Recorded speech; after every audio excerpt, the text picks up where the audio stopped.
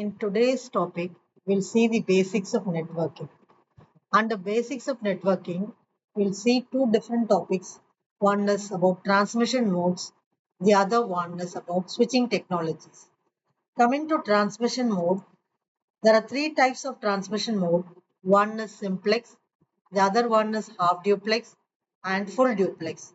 The main difference between simplex, half duplex, and full duplex is that in simplex communication, when you have two nodes A and B, A is the sender and B is the receiver, transmission can take place only from A to B.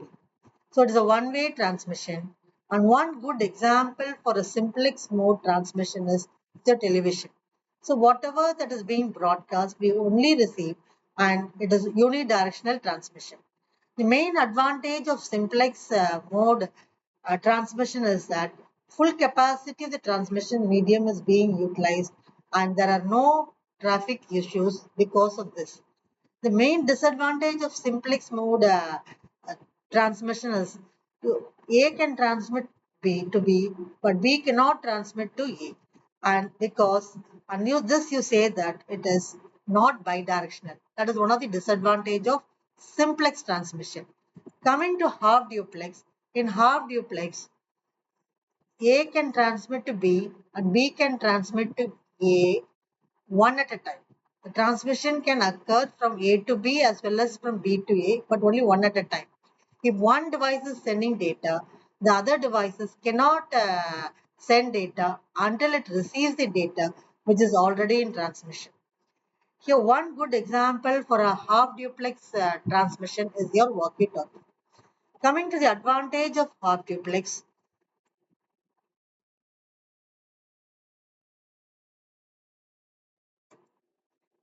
first advantage is that both devices can send and receive data. And here, the whole bandwidth can be utilized at a time.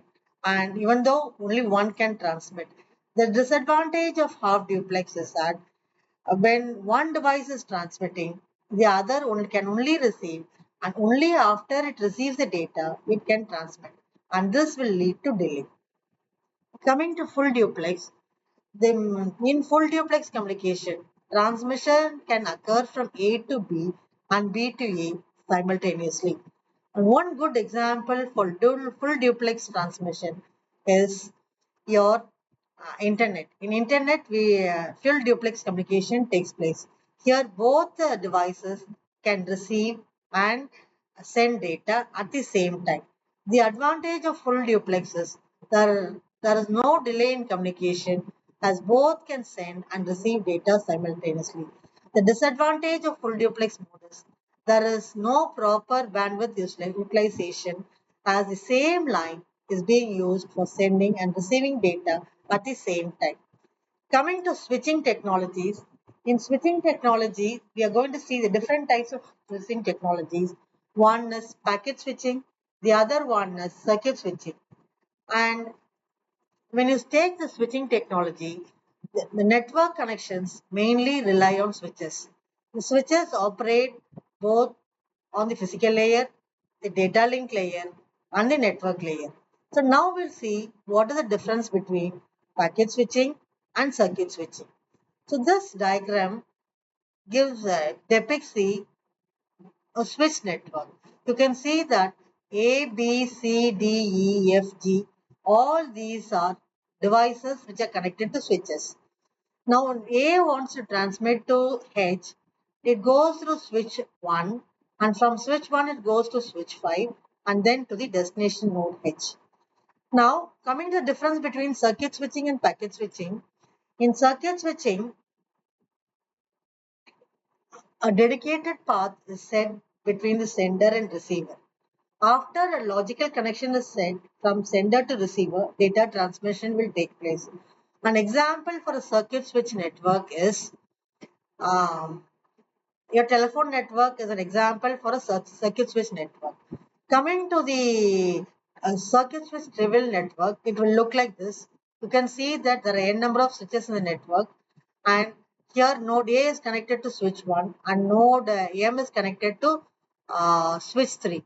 Now when A wants to transmit to M, a path, dedicated path will be set from A to M, and then data transfer takes place. Now coming to the circuit switching, there are three phases. One is connection setup, then data transfer. The third one is connection wear down. Now we'll see this, what is meant by connection setup. When A wants to transmit to B, now a logical connection will be set between A to B. Once the logical connection is set between A to B, data transfer will take place. Once the data transfer is completed, the logical connection will be terminated. Coming to packet switching, uh, in packet switching, you have two types. One is a datagram network, another one is a virtual circuit network. In packet switching, what will happen is there is no dedicated path.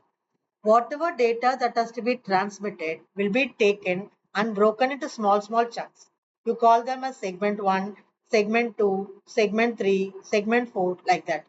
Now, in datagram, we'll see how data transmission takes place. In a datagram network, each packet is treated independently. Now, this is a datagram network. You see that A wants to transmit some packet to X. The packets are broken into small chunks, 1, 2, 3, 4, like that. And these packets, they can traverse any path to reach the destination. Once it reaches the destination, the reordering will be done by the destination node. Now, for this reordering packet, in the packet header, a sequence number will be added. This sequence number will help the receiving node to the reordering. Now, this is the routing table that is embedded in a switch in a datagram network. So you can see that it has a destination address and an output port which tells you to which port the packet has to be forwarded. Here you can see that this is a datagram network. You can see the data is transmitted from A to B. It goes through switch 1 and switch 2. When it going from A to switch 1, there will be a small delay. When it goes from switch 1 to switch 2, another delay. And once it reaches a destination, you will have some delay between A and B. Switching delay. But when you compare with circuit switching, since the transmission takes place at a hole, there is no delay incurred in packet switching. You can compare this figure with the previous one. The previous one, you can see that the delays are incurred at the switches, whereas here the data transmission is cold and there are no delays at all. Now, when you come to circuit switch network, the circuit switch network, the same concept is used. Divide the packet into small chunks, and here the packet header will have a virtual circuit identifier. This virtual circuit identifier will tell you which path it has to take, logical link it has to take for forwarding. So we'll see how it will look like. So virtual circuit network will look like this. This is your end system A and B. These are the switches, and we'll see how this works. So every switch uh, will have a routing table, and in the routing table, you will have uh, these details, that is the incoming details and the outgoing details. So the incoming details will tell you about what is the incoming port that is used, what is the virtual circuit identifier that is being used. So every node will maintain a table like this. So here you can see that data packet has this virtual circuit identifier.